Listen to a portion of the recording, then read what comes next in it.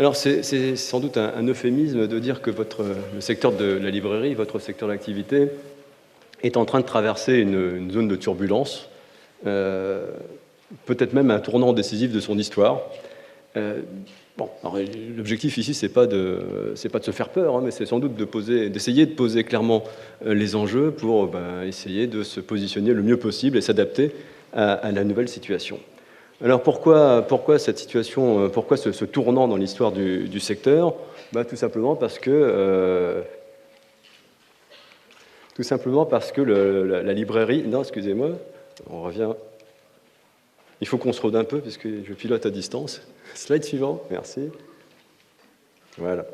Parce que la librairie se trouve sous le feu croisé, d'une part, de la révolution numérique, ça je pense que ça ne vous a pas échappé, mais aussi, ce qui ne simplifie rien, d'une révolution commerciale. C'est la combinaison de ces deux chocs qui viennent d'horizons différents qui fait que votre situation aujourd'hui est un peu inconfortable.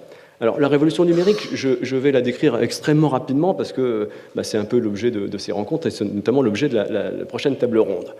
Ça se traduit comment pour vous? Comme pour d'ailleurs la plupart des autres secteurs de biens de consommation, l'apparition d'un nouveau circuit de distribution, le e-commerce, qui a trouvé dans le livre un de ses premiers terrains d'application et où il a particulièrement bien performé. Donc, je ne développe pas. Deuxième aspect de cette révolution numérique, et là c'est plus spécifique aux livres et plus généralement aux produits culturels, la dématérialisation du produit, ce qui évidemment, lorsqu'on est spécialisé dans la vente d'un support physique, déstabilise un tout petit peu le modèle économique. Ça s'accompagne également de nouvelles habitudes d'achat et de consommation de la part de vos clients, hein, qui lentement, mais sûrement, sont en train de changer et il va falloir en tenir compte. Et puis peut-être le plus important, ça fait rentrer dans l'arène de nouveaux acteurs, souvent animés par des modèles économiques différents de ceux qu'on connaît, des acteurs qui peuvent être puissants, qui ont une dimension mondiale, pour lesquels le livre éventuellement est accessoire. Je dirais même quelquefois la dimension culturelle est secondaire par rapport à un centre de gravité de leur activité et de leur philosophie qui se situe tout à fait ailleurs. Donc ça, ce sont des facteurs profondément déstabilisants sur lesquels l'incertitude est à son comble, hein. Donc vous allez voir, les scénarios que je vais vous présenter tout à l'heure tiennent compte de cette dimension d'incertitude qui entoure l'évolution de cette révolution numérique. Je voudrais surtout insister, moi, sur la révolution commerciale, parce que celle-là, elle est plus discrète, mais à mon avis, elle est tout aussi fondamentale que la révolution numérique et elle impose qu'on s'y adapte. Donc, l'hypothèse que je défends, et je vais vous montrer que je ne suis pas seul à penser ça dans un instant, c'est que le secteur du commerce de détail, auquel vous appartenez, bien entendu, hein, est en train de vivre une mutation d'une très très grande ampleur, au point que je n'hésite pas à utiliser le terme de révolution commerciale. Et si je devais exprimer en une phrase le sens de cette révolution, vous l'avez à l'écran, nous sommes en train de passer d'une distribution de masse très centré sur les produits, qui pense d'abord produits, qui pense son métier comme consistant à écouler le plus efficacement possible des produits des producteurs vers les consommateurs, à un commerce, je dis bien commerce et non pas distribution, un commerce orienté client qui pense d'abord à ses clients, donc en quelque sorte un retournement de problématique, on passe d'une logique amont-aval à une logique aval-amont, d'ailleurs en cohérence avec une évolution globale de tout le système économique. Alors, pour vous dire que je ne suis pas seul à penser ça, je vais m'éloigner un tout petit peu de votre secteur d'activité et je vais vous replonger dans votre méta-secteur d'activité qui est le secteur du commerce de détail. Nous avons fait au Credoc cet été une enquête auprès de responsables de bon niveau, hein, de réseaux de distribution organisés. On leur a posé des questions sur leur vision du commerce à l'horizon 2020. Et vous allez voir que c'est des choses quand même qu'il va falloir que vous preniez en compte parce que si ces acteurs du commerce, tous secteurs confondus, sont aussi unanimes pour penser les choses que je vais vous montrer, ça signifie que ça va nécessairement s'appliquer également à votre secteur d'activité. Pour le premier résultat de cette enquête, regardez directement le dernier bâton. En gros, on a posé une question à ces acteurs en leur demandant quelle était l'ampleur des changements qu'ils anticipaient pour le secteur du commerce de détail pour les 10 prochaines années, à l'horizon donc 2020. 92% des personnes interrogées nous ont déclaré anticiper des changements d'une ampleur plus importante que les changements que le secteur a connus au cours des 10 dernières années. Donc une accélération du changement dans le secteur du commerce de détail. Si vous vous remémorez le film des 10 dernières années, c'était déjà pas un long fleuve tranquille, hein, le e-commerce, l'internationalisation, le hard discount, changement de comportement de consommation, l'achat malin, les arbitrages, etc. Donc c'était déjà colossal. Et 92% des acteurs que nous avons interrogés anticipent que ça va être encore plus radical au cours des prochaines années. Et si vous regardez bien, 35,6% estiment qu'en fait, ça va être tellement radical que ce sont les fondamentaux du commerce qui vont être modifiés, c'est-à-dire qu'ils partagent le diagnostic d'une révolution commerciale. Alors, je m'éloigne encore de quelques temps de votre secteur d'activité pour prendre un peu de hauteur. On leur a demandé pourquoi ça allait changer aussi radicalement. Quels étaient les facteurs qui provoquent aujourd'hui cette révolution commerciale, ce changement radical dans la manière de penser ce qu'est le commerce. Je vous résume le résultat. En gros, pour eux, il y a deux grands facteurs qui vont provoquer des changements à l'échelle du secteur du commerce. Vous allez voir que vous aussi, vous êtes en plein dedans. Le premier, c'est le choc des nouvelles technologies. Et on retrouve les conséquences de cette révolution numérique. Et pour autant, la plupart des distributeurs que nous avons interrogés ne sont pas confrontés à la dématérialisation du produit. Donc, autant dire que ce choc des nouvelles technologies est encore plus violent pour vous que pour le commun des distributeurs. Et le deuxième facteur de changement, il se situe du côté des consommateurs. Et donc les distributeurs sont très nombreux à anticiper que les consommateurs vont encore avoir des comportements en évolution très, très importante au cours des prochaines années et qu'il va falloir s'adapter à des comportements très différents de ceux qu'on connaît aujourd'hui. Et c'est lié évidemment aux évolutions sociétales, aux changements dans la société. Donc la conjugaison de ces deux chocs, choc des technologies et choc des comportements de consommation, amène les acteurs du commerce à anticiper un environnement beaucoup plus concurrentiel. Ça va être beaucoup plus dur, en gros. Et donc, il va falloir affûter ces stratégies, être meilleur encore qu'aujourd'hui. Et quand on les interroge sur ça veut dire quoi être meilleur par rapport à aujourd'hui, finalement, fondamentalement, ça signifie adopter une posture d'orientation client. Ça rejoint ce que je vous disais tout à l'heure, c'est-à-dire penser moins au produit et penser beaucoup plus au client. Je me permets de marteler ce point qui est en train de devenir le catéchisme de la grande distribution aujourd'hui, parce qu'il me semble, et j'y reviendrai dans un instant, que dans votre secteur d'activité, c'est un point qu'il faut vraiment travailler encore plus peut-être qu'ailleurs, sans doute parce que pour des raisons évidentes tenant à la nature du produit que vous commercialisez, vous êtes sans doute très attaché encore au produit.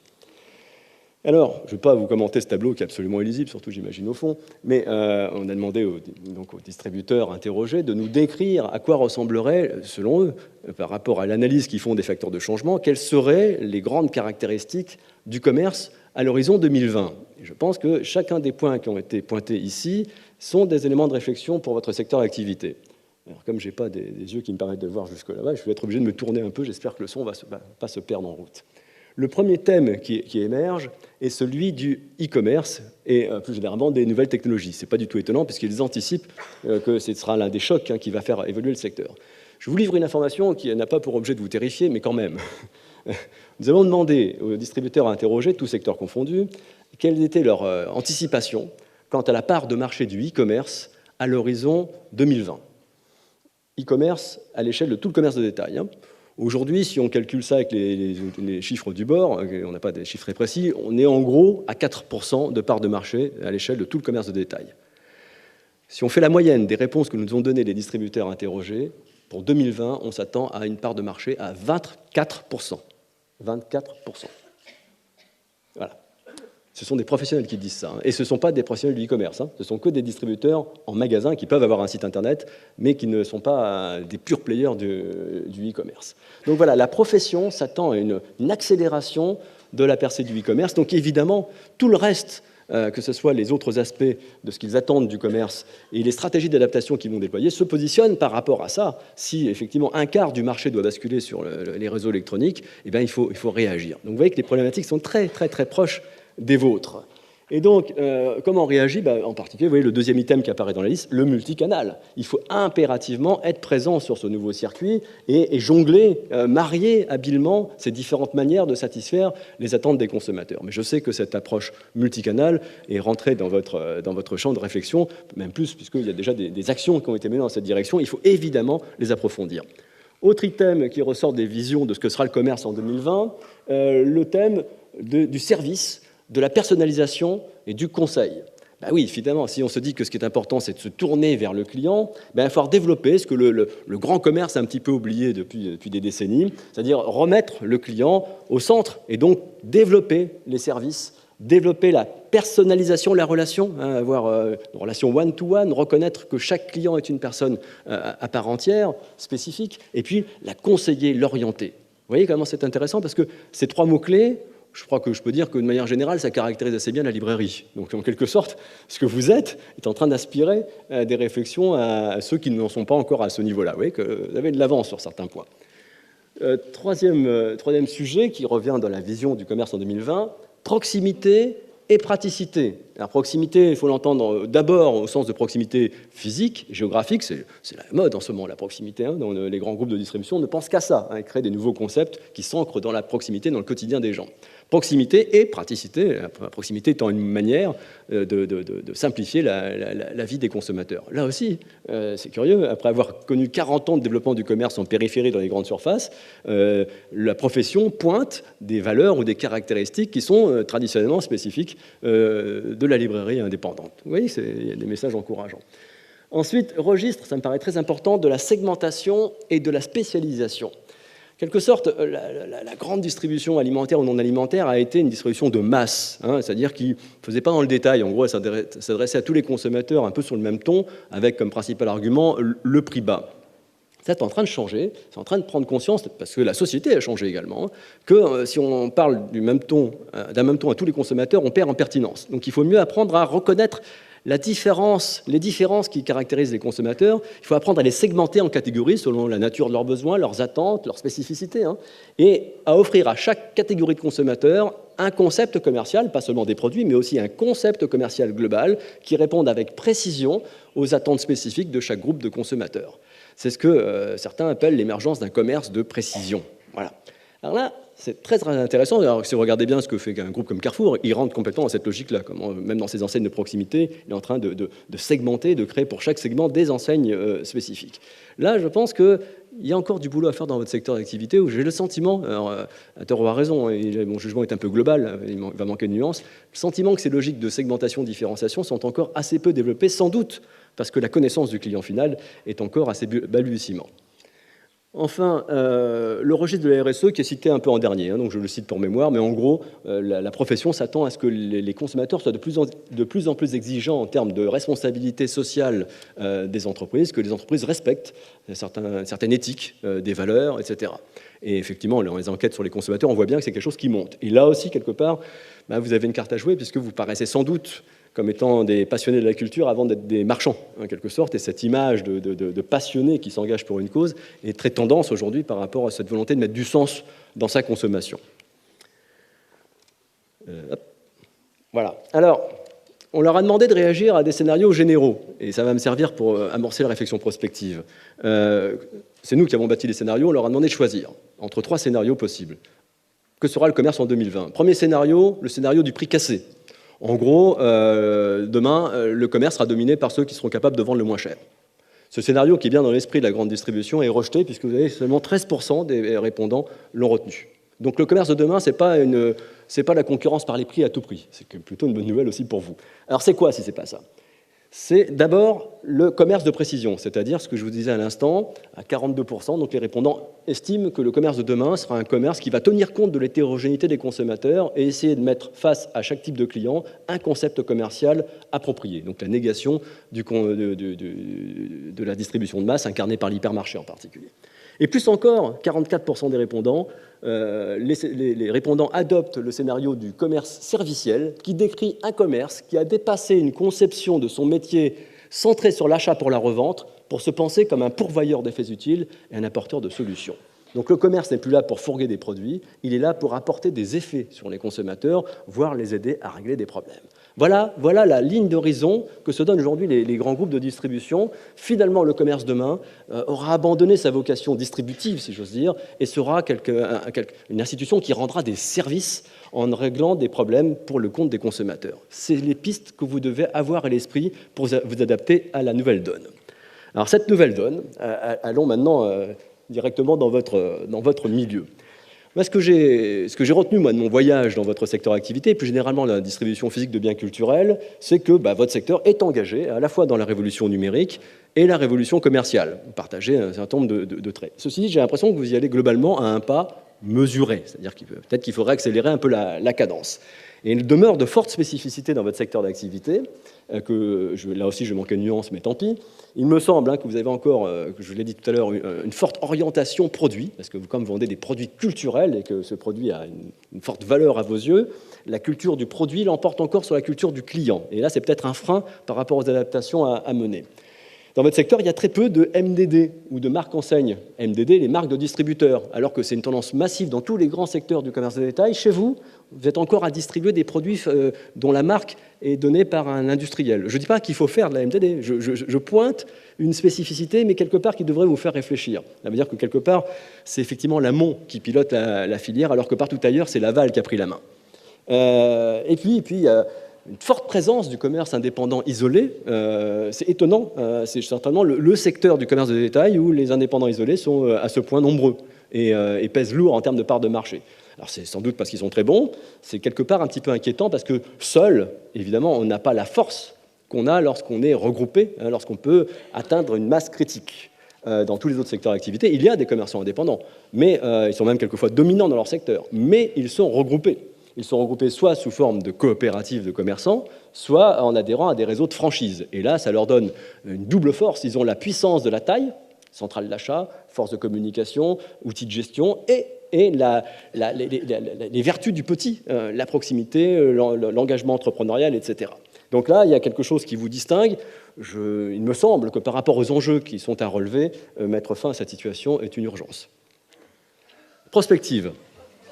Oui, excusez-moi, non pas pour voir le nombre de commerçants indépendants diminuer, mais pour les voir se renforcer par la mutualisation de moyens. C'est ça le sens du discours. Alors la prospective de votre secteur d'activité telle qu'elle a été menée pour le ministère de la Culture. En 3 points, les facteurs partagés, les scénarios et comment le commerce va réagir dans cette configuration. Facteurs partagés, j'irai très vite. D'abord, donc, quel que soit le scénario, on aura les points que je vais évoquer. D'abord, la question du pouvoir d'achat. Très honnêtement, je ne vais pas argumenter sur ce point, je ne suis pas très optimiste sur l'avenir du pouvoir d'achat à court et moyen terme, même à moyen terme. Donc il va falloir faire face à des consommateurs qui auront un budget tendu. Jusqu'à maintenant, les produits culturels ont plutôt été abrités des arbitrages de consommation. Combien de temps ça va durer?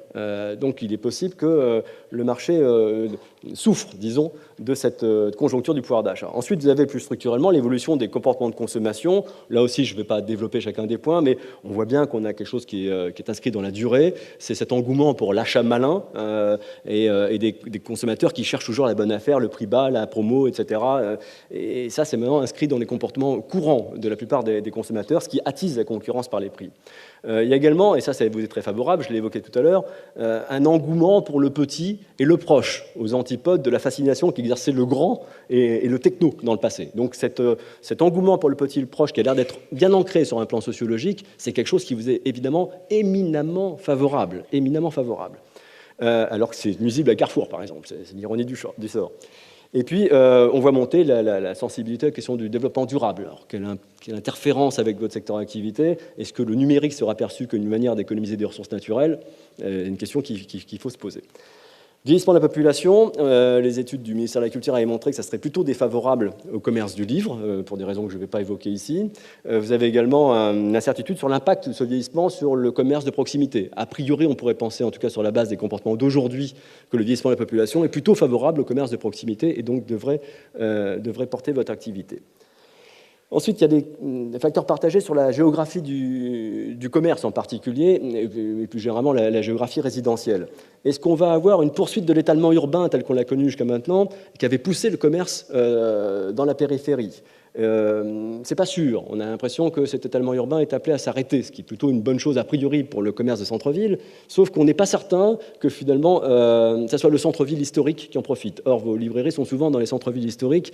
Ce qui est en train d'émerger comme vision de la ville de demain, c'est la création de centralités périphériques, d'éviter l'étalement en créant de nouvelles centralités, non pas au centre-ville historique de l'agglomération, mais en créant des centralités périphériques. Je dis ça comme ça parce que je suis frappé par le petit nombre de librairies indépendantes qui s'implantent en périphérie, qui ont une appétence naturelle pour le centre-ville historique. Donc ça nécessite de réfléchir et de suivre de très très près ces tendances de la géographie résidentielle qui remettront peut-être en question vos choix préférés de localisation. Grosse incertitude sur l'avenir des hypermarchés, ce qui est peut-être une bonne nouvelle pour vous. Ça fait 10 ans que les hypermarchés voient leur part de marché globale reculer. C'est un format en crise. Vous voyez comment ils n'arrêtent pas d'essayer de relancer la formule en inventant des nouveaux concepts. Et malgré tous leurs efforts, ils n'arrivent pas à redresser le tir. Donc on peut vraiment craindre que dans les prochaines années, ça perdure. Dans notre enquête, 3 répondants sur 4 estiment qu'au cours des 10 prochaines années, les hypermarchés vont continuer de reculer. C'est de la place qu'ils vont laisser pour vous. C'est plutôt une bonne chose. Et enfin, dernier point à partager dans tous les scénarios, un vrai risque de surcapacité dans votre secteur d'activité, car je suis absolument frappé par les plans de déploiement, de développement qu'ont adopté les grands acteurs du secteur, notamment les grandes surfaces spécialisées. En dépit d'un marché qui est amorphe et avec des perspectives plutôt sombres, on continue d'avoir des projets de création de nouveaux magasins un peu partout, et donc forcément, ça nous conduit à des risques de surcapacité dont les conséquences seraient évidemment catastrophiques. Rentrons dans les scénarios. 3 scénarios. La variable active, c'est celle qui est la plus incertaine en réalité, c'est la vitesse à laquelle va se dérouler la révolution numérique. À vrai dire, là-dessus, l'incertitude est radicale, que ce soit les experts technologues, les professionnels du commerce, etc. Personne n'y voit très clair là-dessus, tellement les choses vont vite et peuvent changer de manière radicale. Donc on a pris 3 scénarios fondés sur la différence de vitesse à laquelle va se dérouler cette révolution numérique. La pause, la révolution tranquille et le Big Bang. Je vous les présente rapidement, ils sont détaillés dans la note de synthèse que vous avez à l'écran.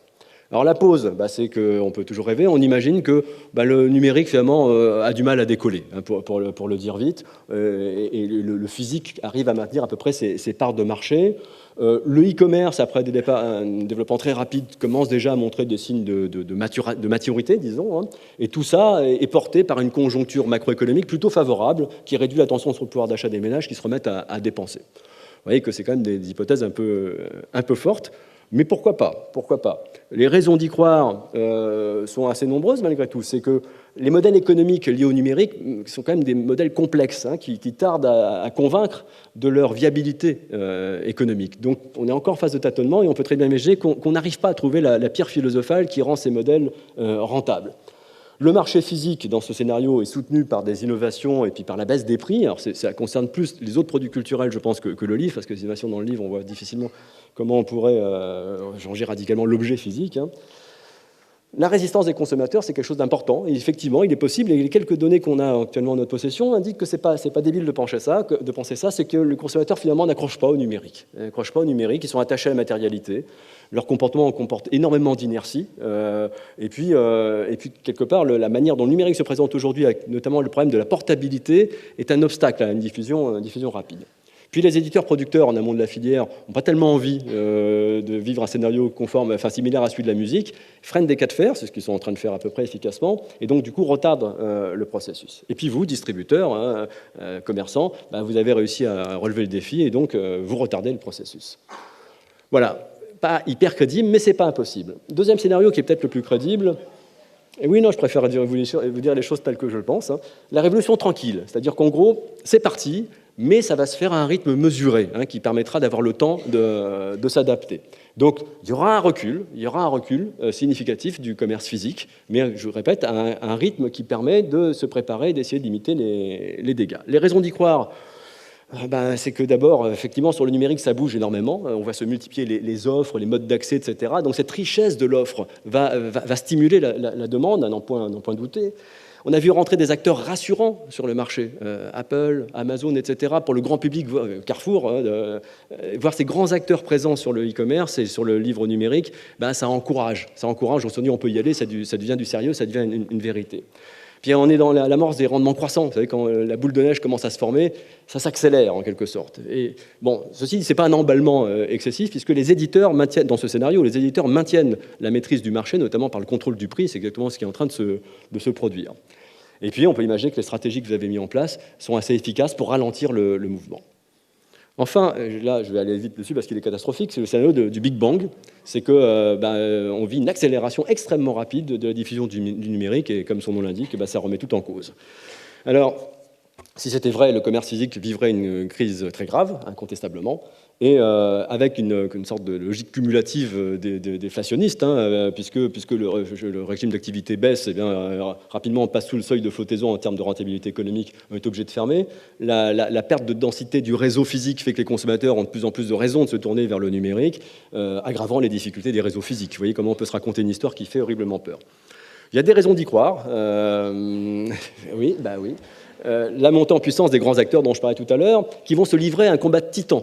Et parce que les enjeux sont énormes. Sur ce genre de marché, the winner takes all. Celui qui arrive en premier ramasse toute la mise. On l'a vu sur la musique. Et donc, ils sont prêts sans doute à se couper un bras à court terme pour prendre de vitesse les concurrents. Et ça peut être des conditions de concurrence absolument dévastatrices. Amazon était prêt à le faire. Il a commencé à le faire aux États-Unis en bradant le prix du livre pour arriver à prendre des positions. Là, vous avez réussi collectivement à désamorcer cette menace. Je dirais également la technologie va offrir des nouvelles opportunités. Hein. Les terminaux vont s'améliorer, le prix va baisser, le cloud computing donne des perspectives tout à fait intéressantes que je ne vais pas développer, etc. Voilà, donc on peut se faire peur.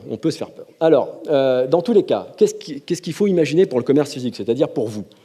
Eh bien, je pense quand même que dans à peu près tous les scénarios, c'est une question de temps. Hein. Je peux me tromper, hein, mais c'est simplement une question de temps. L'appareil physique est sans doute appelé, au cours des 10 prochaines années, à se contracter. Je suis désolé de vous porter un regard si noir. Donc, question, qui sort en premier? Je ne pense pas que ce soit vous. Je pense que les premiers à sortir, ce sont les hypermarchés. D'ailleurs, ils ont commencé à le faire sur la musique, par exemple. Et pourquoi? Parce que eux, quand ils quittent un marché, d'abord, ils ne sont pas du tout attachés sentimentalement au marché de la culture. Ils n'en ont rien à faire. Hein. Culture au petit pois, pour eux, c'est pareil. Donc, ils partiront sans état d'âme, si vous voulez. Et puis, les mètres carrés libérés, eh ben, ils vont les consacrer à vendre autre chose. C'est pas perdu, si vous voulez. Et si vraiment les hypermarchés sont trop grands, ils ont commencé à le faire, ben, ils réduisent la taille, ils mettent en location les parties qu'ils ont libérées. Donc, ils n'auront aucun état d'âme, si ce n'est pas rentable, si ce n'est pas en croissance suffisante, à quitter le marché. Et ils laisseront de la place. Par contre, on peut imaginer que ceux qui sont attachés viscéralement à la culture, la FNAC, par exemple, pour des raisons économiques, hein, c'est son fonds de commerce, la culture, ou vous, pour des raisons économiques et culturelles, on peut craindre que tout le monde converge vers le livre, qui sera certainement le marché culturel le moins attaqué par le numérique, en tout cas jusqu'à aujourd'hui, comparé par exemple à la vidéo ou à la musique. Donc tout le monde risque de converger sur la musique. Ceux qui résisteront vont se rentrer en concurrence frontale avec des profils très différenciés. Alors pour ça, il faut se muscler. En préparation de ce combat, il faut se muscler. Et voilà les quelques pistes de stratégie d'adaptation qu'on peut imaginer, qui sont déjà des initiatives menées, mais il faut les conduire à un rythme plus soutenu. Il faut rentrer dans le commerce de précision. Il faut comprendre que les consommateurs sont hétérogènes. Il faut comprendre cette hétérogénéité et faire des paris de segmentation et de différenciation. Et pour ça, il faut une intelligence du marché. Il faut des outils de connaissance des consommateurs, tels que les grands groupes de distribution les ont aujourd'hui, hein, sur la base desquels on fait des typologies, on affine les stratégies marketing et même on affine les stratégies de merchandising, c'est-à-dire quels produits on vend, en quelle quantité on les met dans les magasins, etc. Le commerce de précision, c'est pas seulement répondre avec précision aux attentes de consommateurs hétérogènes, c'est de gérer avec précision le back-office et la supply chain. Et donc, la mise en place d'une orientation client est un dispositif qui permet à la fois de mieux satisfaire les clients et de réduire les coûts d'exploitation. Si vous avez l'opportunité, je vous suggère d'aller voir sur le site du Crédoc le rapport que nous avons réalisé cet hiver sur la montée en compétences marketing dans la grande distribution. Vous allez vous rendre compte comment le marketing est un instrument à double tranchant qui permet d'optimiser la réponse aux consommateurs et d'être plus pertinent dans la maîtrise des coûts parce qu'on fait du commerce de précision en termes de produits, en quelque sorte. Il faut développer les dimensions expérientielles et communautaires du commerce. Quel meilleur rempart au numérique que de développer les avantages concurrentiels, les avantages comparatifs du commerce physique. Le commerce physique, il aura un avantage permanent, en tout cas pendant très longtemps, sur le commerce électronique, de fichiers ou de livres, c'est qu'il fait vivre une expérience au consommateur dans ses murs. Et ça, c'est absolument extraordinaire. Donc, si on est conscient de ça, il faut le développer. Vous faites déjà beaucoup de choses pour faire en sorte qu'aller dans un magasin, ça soit vivre une expérience positive. Si possible, on rencontre des gens qui nous ressemblent, avec lesquels on partage des centres d'intérêt, des passions, notre libraire, mais aussi d'autres clients. Vous le faites déjà, il faut le faire plus encore et utiliser les moyens du numérique pour développer cette dimension expérientielle et communautaire. Les pages Facebook, les réseaux sociaux, les blogs, etc. Enfin, les dispositifs ne manquent pas. Je sais que vous êtes nombreux déjà à vous être emparés de ces nouveaux outils. Il faut élaborer de nouveaux bouquets. Livres et disques, bon, c'est classique. Si vous connaissez bien vos clients, vous allez pouvoir imaginer peut-être de nouvelles associations. C'est la grande mode dans le commerce aujourd'hui. On décloisonne les sous-secteurs du commerce et on constitue des ensembles de produits et de services qu'on avait l'habitude de vendre séparément, mais qui ont du sens pour les clients que l'on prend comme cible. Donc pensez des bouquets, alors je sais beaucoup rajoutent de la papeterie par exemple à leur offre, mais on peut imaginer beaucoup d'autres choses. Si on connaît bien ses clients, on peut penser des associations de produits inédites qui vous différencieront et qui permettront de récupérer du chiffre d'affaires et de la marge qu'éventuellement vous allez perdre sur le cœur de business. Il faut renforcer votre capacité de préconisation. Là aussi, c'est l'avantage concurrentiel du commerce physique, pouvoir aider le consommateur à choisir. Ne sous-estimez pas la force du numérique sur ces questions-là, qui déploie des dispositifs de préconisation à coût marginal nul. Donc simplement, il va falloir vous aussi jongler entre les dispositifs automatisés qui permettent de maîtriser les coûts et des dispositifs humains pour, au total, avoir une capacité de conseil de votre clientèle qui soit optimum. Je n'ai pas le temps de développer, mais pensez à ce qu'est devenu la banque, qui marie bien, si vous voulez, les automatismes, les automates, les choses que le consommateur fait lui-même, et le rapport avec un conseiller haut de gamme qui apporte un vrai conseil personnalisé. C'est en combinant les deux qu'on améliore la qualité de préconisation et de service et qu'on maîtrise les coûts. Qu'est-ce qui vous fait sourire? La qualité du rapport personnalisé?